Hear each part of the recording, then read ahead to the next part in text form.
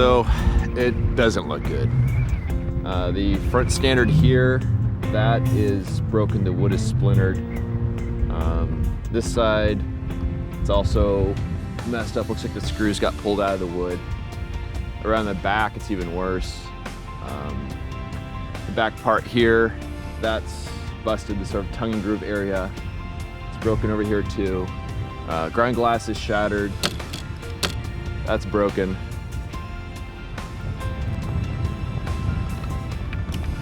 So yeah, this is. Lens works. Filter is probably unscratched, but I think it's a lost cause. So as I picked up all the pieces of the camera and put it back in its case and then carried it back to my truck, I felt like I was carrying an urn, because you kind of build this emotional attachment with a camera like that, because it's a camera I've used for 8 years now. And I feel like it has almost like a soul to it, because it's been kind of my buddy on all these solo trips. But to see it in pieces and to realize that's kind of the end for that camera, it really sucks. But the good news is that I do have a second 8x10 camera with me. I have the Ritter camera, which is a really good camera. It's very lightweight though, and as a result, it's not gonna do well in wind, and I've had nothing but wind on this trip. But I found some subjects that maybe in the afternoon, evening might be shootable, but I gotta have really calm conditions, and that is gonna be a challenge for this trip. But the skies are beautiful. It kills me right now because, I mean, look at that. That is absolutely beautiful, but it would be really hard to take a picture of. So I'm just back at the truck here, making breakfast. Gotta kind of think things over, figure out what I'm gonna do. Got some good subjects out there. I just need some calm conditions.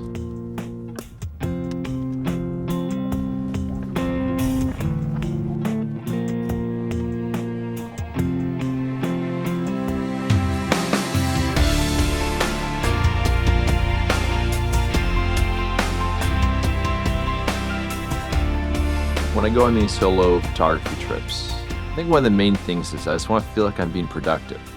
And sometimes that means taking photos each day. Sometimes it means scouting out subjects I can shoot later on in the trip. But if I'm just sitting around and not doing anything, that's the worst, because it means I'm not being productive, and at some point it makes me just kind of want to go home. And when my camera was destroyed this morning, the first thing I did was I went back to my truck and I got my other camera. And I knew that it wasn't the end of the world. I mean, it sucks that the camera's destroyed. I could probably fix it, but I'm obviously down that camera for the trip. But I do have a second camera. I have this camera right here, which is a Ritter super lightweight 8x10 camera.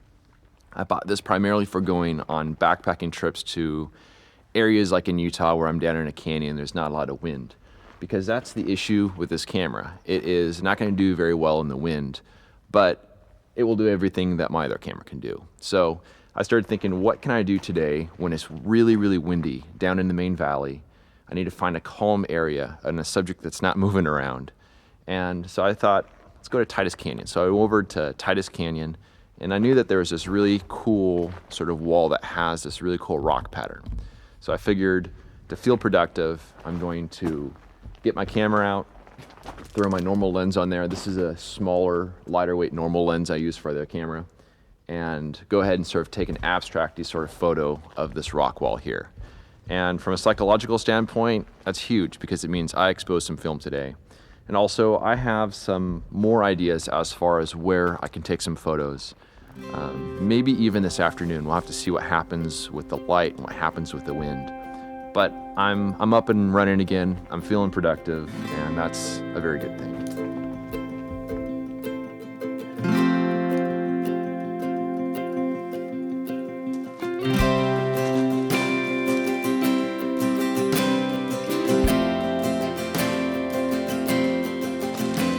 That's a total of 2 sheets exposed. Feeling good about that.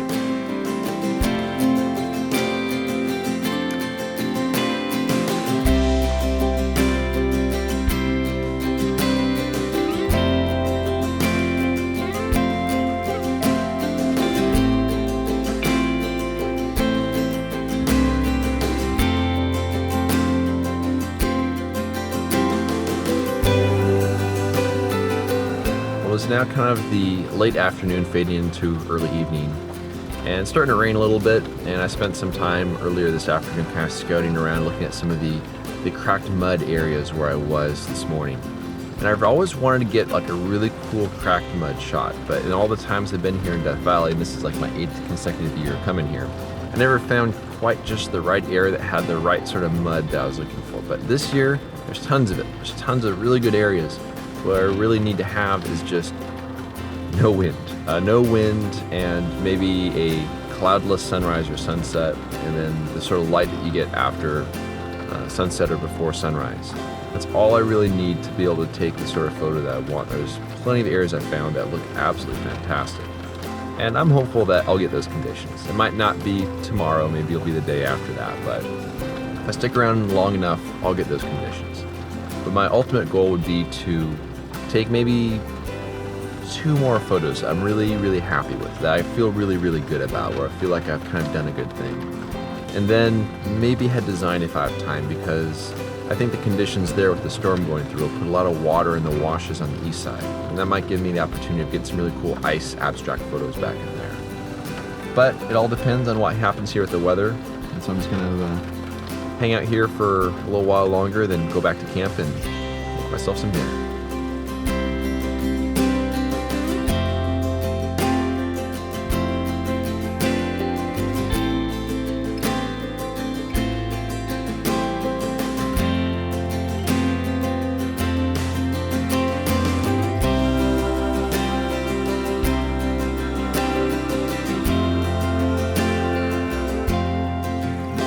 If you love this content and want to help support my journey, you can do so by subscribing to my YouTube channel, telling a friend, or sending a voluntary contribution of just $24 a year with PayPal or Patreon, and depend on the generous support of people like you to produce this ad-free content. For more information on how to support me, please visit the donations section of my website. Thanks in advance for your support.